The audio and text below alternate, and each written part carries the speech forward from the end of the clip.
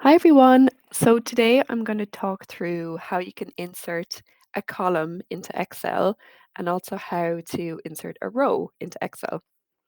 So I'm just going to dive straight into it. So here I've got a little set of data where I've got the day, the month, and the amount of money. And let's say we want to add in another column in between month and amount. So these are the columns, just to refresh your memory, the ones that are going vertical, and then the rows are the ones that are horizontal. So if you want to add in a column in between, let's say month and amount, all you do is you right click up the very top so that it highlights the column, and then you click insert and it will automatically add in a column for you. So it's pretty easy. So let's say you want to put in savings here and you've got your numbers that you want to type in or that you're going to, VLOOKUP in. That's totally fine. It just works the same as how it did before in Excel. Okay. And let's say we want to just add this up. So you click auto sum at the very top.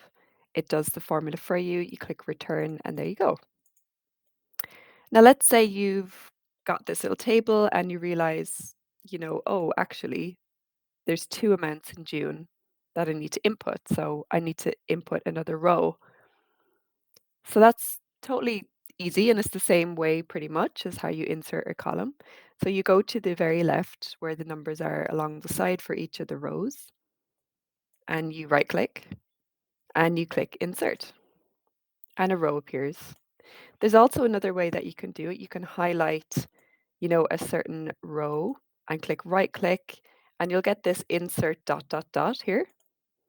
And it actually asks you what you want to do. So you can either shift cells right, down, add in an entire row or an entire column. So if you want to add in an entire row, you just click that drop down and click OK and it'll do it for you. So I find it easier just to highlight the actual number row and insert because it's just a lot quicker and Excel does it for you. So there you go. You've added in a few different rows and different columns.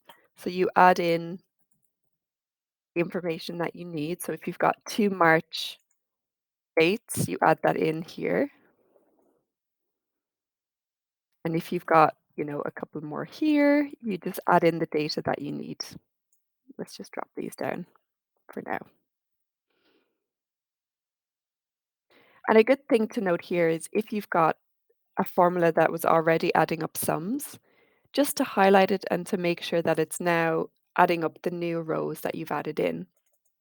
And the good thing about AutoSum is that whatever is above it will calculate it. However, if you've just written the formula straight out, sometimes it won't pick up all of the cells.